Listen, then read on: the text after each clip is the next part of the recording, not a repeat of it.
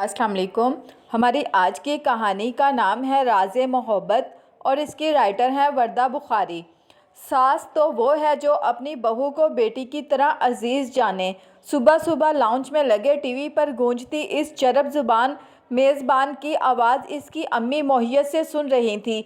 चेहरे पर फैली मुस्कुराहट मेज़बान की बातों से मुत्तफ़िक होने की दलील थी। सास अगर दिल बड़ा करे तो हर घर मिसले जन्नत हो सकता है। बहू बेटी ही तो है और अगर समझें तो बेटी से बढ़कर खिदमत करती है।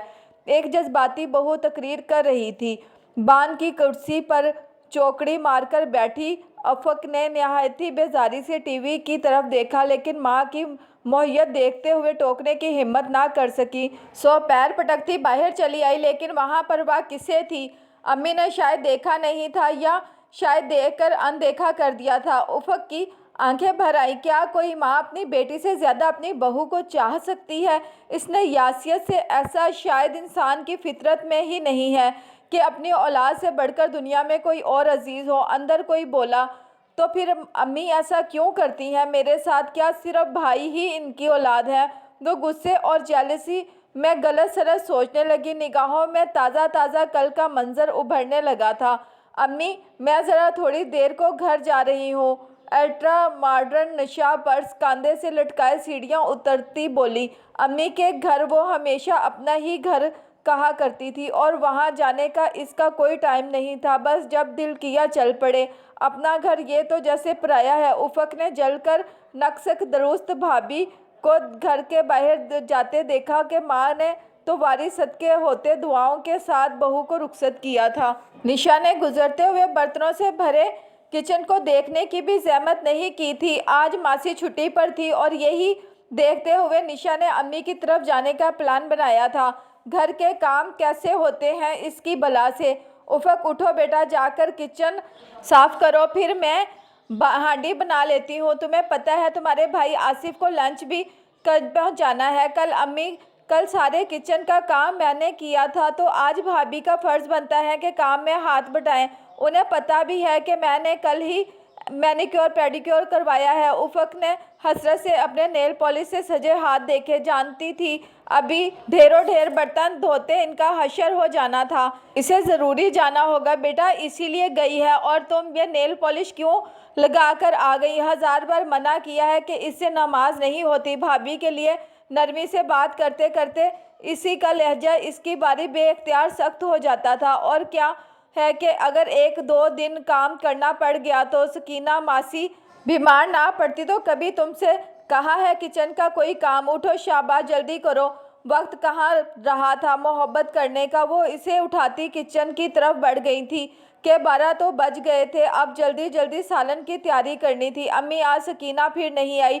निशा के चेहरे पर जलजले के आसार थे। अभी कल ही तो गई थी, आज फिर से अम्मी की तरफ भी जाया नहीं जा सकता। क्या था वो अगर रात वहीं रह जाती? वो नागवारी से सोचे गई। हाँ बेटा, इस दफ़ा सकीना का बुखार कुछ ज़्यादा लंबा हो गया है, अल्लाह सेहत दे। तुम नाश्ता बना लो। अम्मी तस्बीह पढ़ते हुए बोली। आसिफ ने ऑफिस जाना है, उसका टाइम हो गया है। जी अच्छा। वो बोझल सा बोलती किचन की तरफ चली गई। मगर ये क्या साफ़ सुथरे किचन की जगह बर्तनों के ढेर अटे किचन के ने इस्तकबाल किया था। उफ, इसने पैर पटकते हुए लाउंज में आकर सोफे पर गिर सी गई। अम्मी, किचन में तो कोई भी प्लेट साफ नहीं। अब मैं पहले प्लेट धोऊं फिर नाश्ता बनाऊं? वो बेजारी सी बोली थी। ओ अम्मी फिक्रमंद हुई। बेटा, वहाँ शेल्फ में साफ प्लेटें पड़ी हैं, तुम वो इस्तेमाल कर लो। आज एक नई मासी का कहा तो है, देखो कुछ देर में आती होगी। और इंशा सर हिलाती उठ खड़ी हुई। घर के काम करने से निशा की जान जाती थी। वो 5 बहनों में सबसे छोटी थी। घर में इतने नौकर चाकर तो ना थे, मगर इसकी चारों बहनों ने यके बाद दीगरे बहुत अच्छी तरह घर संभाला हुआ था। सो इसे कभी काम करने की आदत ही नहीं पड़ी थी। और फिर आसिफ की अम्मी ने इसे ग्रेजुएशन करते ही पसंद कर लिया और फिर जल्दी शादी की ऐसी जिद पकड़ ली कि इसकी अम्मा को हाँ करते ही बनी। हालांकि अभी इससे बड़ी एक बहन गैर शादीशुदा थी और इसकी अम्मा रवायती तौर पर पहले इसके रिश्ते की मुंतजिर थी। मगर खतीजा बेगम ने तो दहलीज ही पकड़ ली थी और सब कुछ झटपट होता चला गया। निशा खूबसूरत तो थी ही, साथ में फैशनेबल और सलीका भी था। अब साफ सुथरी हंसमुख सी बहू घर में चहकती फिरती और खतीजा बेगम इसे देख देख कर फूले ना समाती थी। आसिफ के चेहरे की खिलती खुशी इनके दिल को कैसे सुकून बख्शती थी, इसके दिल से कोई पूछता। शोहर के मरहूम शोहर के मरने के बाद उन्होंने बहुत सख्त वक्त देखा था। छोटे छोटे बच्चों के साथ सारी उम्र मेहनत की थी और अब जाके तो अच्छा वक्त आया था। वो अल्लाह का शुक्र अदा करते ना थकती। आसिफ बहुत अच्छी जॉब हासिल कर चुका था। उफक शहर की बेहतरीन यूनिवर्सिटी में पढ़ रही थी और फूलों की सी नाजुक सी निशा बहू बनकर घर चली आई थी। इनके लबों पर हमावत मुस्कुराहट जगमगाया करती थी। निशा के नखरों और काम चोरी पर वो मुस्कुरा दिया करती और जैसे माँ अपने बच्चे की गलती जानते बूझते नज़रअंदाज कर देती हैं। उफक को यही बात बहुत बुरी लगती थी। इसे माँ का ये रवैया समझ में नहीं आता था। ये सही था कि खतीजा बेगम ने हमेशा उफक से बहुत ज़्यादा प्यार किया था, लेकिन इनके प्यार में भी सख्ती का एक अंसर था। वो इसे हर काम में ताक देखना चाहती थी। इसके सख्त पढ़ाई के शेड्यूल के बावजूद इनका घर का बहुत नज़्मो ज़ब्त से चलता था, मगर जब से निशा आई थी घर के तो सारे असूल ही बदल गए थे। खतीजा बेगम को इसके लाड उठाने से ही फुर्सत नहीं थी और इसके लाड उठाते उठाते उन्हें अंदाज़ा ही नहीं हुआ था कि इनकी अपनी बेटी उफक किस तरह बुरी तरह नज़रअंदाज हो रही है। और उफक आहिस्ता आहिस्ता इनसे दूर होने लगी थी। इसे लगने लगा था कि अम्मी अब इसकी माँ नहीं रही। वो अपनी सारी ममता सिर्फ और सिर्फ निशा पर लुटाती हैं। शाम को आसिफ भाई घर आते ही सजी सवरी बेगम को किसी न किसी बहाने बाहर घुमाने ले जाया करते। रात का खाना भी बाहर और कभी घर का खा लिया जाता और माँ बहन के लिए कुछ लाना वो अक्सर ही भूल जाया करते थे। उफक को दिल में महसूस होता था, इसे लगता था कि वो याद ही नहीं अपनी किताबें लेकर कमरे में बंद हो जाती। लेकिन खतीजा बेगम अलग ही थी। वो उन्हें दुआओं में रुखसत करती और इनके लौटने पर मुस्कुराहट से इनका इस्तकबाल करती। इनके इस रवैये का असर था कि निशा इनकी पहले से भी ज़्यादा इज्जत करने लगी थी। इसे अपनी कमियों का पता था और शादी करते ही वो आजकल की लड़कियों की तरह हर तरह के रवैये के लिए तैयार भी थी कि इसने हमेशा सोच रखा था कि वो ईंट का जवाब पत्थर से देगी, किसी से दबकर नहीं रहेगी। मगर इसकी सास का तो मिजाज ही अलग था। शुरू में तो इसे सब ड्रामा लगा करता था। वक्त गुजरने के साथ साथ इसे एहसास हुआ कि वो इसे देखकर खुश हुआ करती थी। खुसूसन ऑन की पैदाइश पर उन्होंने जिस तरह इसका ख्याल रखा था वैसा ख्याल तो आज तक इसकी सगी माँ ना इसका रख सकी थी। पूरे 1.25 महीना इसे बिस्तर से उतरने ना दिया था और नन्हे ऑन को भी संभाले रखा। बच्चे की पैदाइश के बाद इसे एहसास जिम्मेदारी हुआ था। कुछ खतीजा बेगम की मोहब्बत का असर भी था कि वो जिम्मेदार बहू के रूप में ढलती चली गई। उफक अपनी दुनिया में मगन थी। गुजरते वक्त ने इसके दिल में दहकते शोले कम ज़रूर किए थे मगर ख़त्म नहीं।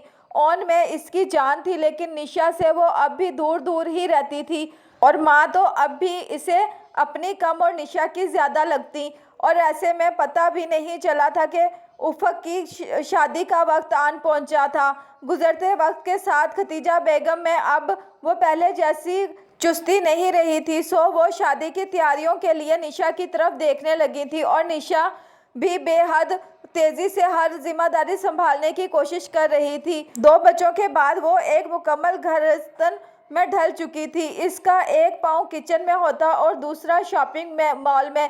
उफक अपने लिए इसका प्यार भरा रवैया देखते हुए बहुत हैरान हुआ करती थी, मगर वो भी जानती थी कि नेकी कभी ज़ाया नहीं जाती और हुस्न सलूक किसी का दिल बदलने का वाहिद तरीका है। इसकी माँ ने जिंदगी के किसी महाज पर हार नहीं मानी थी, सो वो यहाँ कैसे मान लेती। बहू को घर लाते ही उन्हें अंदाज़ा हो गया था कि बहू में एहसास जिम्मेदारी का फकदान है। वो कुछ मायूस हुई, मगर फिर उन्होंने कमर कस ली। बहू बेटी नहीं थी जो इनकी सख्ती से सुधरती। ये तो एक नया रिश्ता था जहाँ सबसे पहले एक दूसरे के दिल में जगह बनानी थी। फिर जिंदगी पड़ी थी सीखने और सिखाने के लिए, सो उन्होंने वही किया।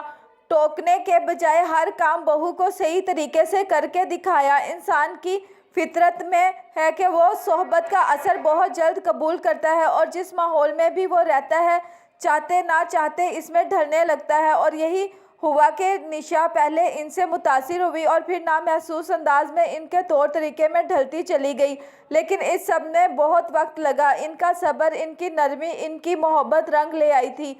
वो बहू को घर में ही नहीं बल्कि दिल में जगह भी देने की कायल थी। निशा को खतीजा बेगम ने इतनी अहमियत, इतना प्यार और इतना मान दिया था कि अब जब वो किसी उम्मीद से इसकी तरफ देखती थी तो वो अपनी जिम्मेदारी संभालने के लिए तन मन धन की बाजी लगा देती थी। गुजरते वक्त ने बहुत कुछ सिखाया था। भाभीियों के आने के बाद मायका भी पराया महसूस होता। अपना घर तो ये था जहां हमेशा इसके बच्चों का खुले दिल से इस्तकबाल होता, जहां हर चीज़ पर इनका हक था, तो क्यों ना वो वहां की जिम्मेदारियां संभालती। सास वो थी जो हर बार इसे बेतरह सराहती और शोहर जानिसार निगाहों से देखा करता, तो वो क्यों ना इनकी मान रखती। हर औरत की तरह वो भी इस प्यार, इस मोहब्बत के लिए बड़ी से बड़ी कुर्बानी देने को तैयार थी। खतीजा बेगम बहुत ज़्यादा तालीम याफ्ता नहीं थी, मगर इनके पास तजर्बे का इल्म था जो ज़िंदगी ने उन्हें सिखाया था। वो जानती थी औरत की फितरत में मोहब्बत और कुर्बानी देना है। आप माँ को ही देख लें, वो अपनी औलाद के लिए कैसी कैसी कुर्बानी नहीं देती, मगर अपनी खुशी और मुकम्मल दिल की आमादगी के साथ, क्योंकि वो अपने बच्चे से मोहब्बत करती है। सो मोहब्बत का पैदा होना मगर एहतराम और उन्स का पैदा करना हर रिश्ते में लाजिम है। ज़ोर ज़बरदस्ती से किसी को कुछ अर्सा तो अपनी मर्ज़ी पर चलाया जा सकता है, मगर हमेशा नहीं। वक्त बदलता है और कोई हमेशा ताकतवर नहीं रहता। उफ़क़ की शादी बहुत अच्छी तरह से हुई थी और हर ज़ुबान पर निशा के लिए तारीफ़ थी, जिसने बहुत खुश असलूबी से हर रिश्ते को संभाला था। शादी के बाद हर दफ़ा उफ़क़ के आने पर वो बहुत एहतमाम किया करती थी।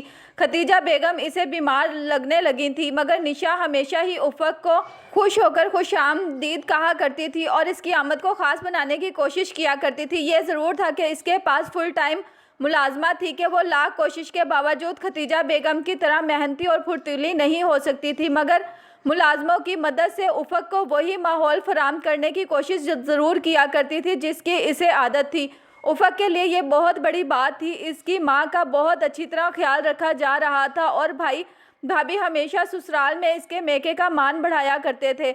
इससे ज़्यादा कि इसे क्या ख्वाहिश हो सकती थी। आज इसने अपनी माँ से कोई शिकायत नहीं की थी। वो अपनी माँ के राज़े मोहब्बत को पा गई थी कि नरमी और मोहब्बत से मुश्किल पहाड़ सरकाया जा सकता है। आज ससुराल में जब इसकी कुकिंग, इसके तौर तरीक़ों की तारीफ़ होती है तो इसे अपने लिए अपनी माँ की मोहब्बत समझ में आया करती थी।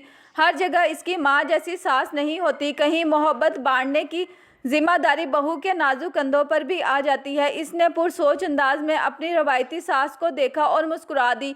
कुछ वक्त लगता था, लेकिन इसे यकीन था कि वो अपनी माँ की तरह मोहब्बत से इनके दिल को मोम करेगी। माँ तो इसके लिए रोशन मिसाल की तरह थी, जहाँ इसकी ज़िंदगी हर छोटी बड़ी मुश्किल का हल था।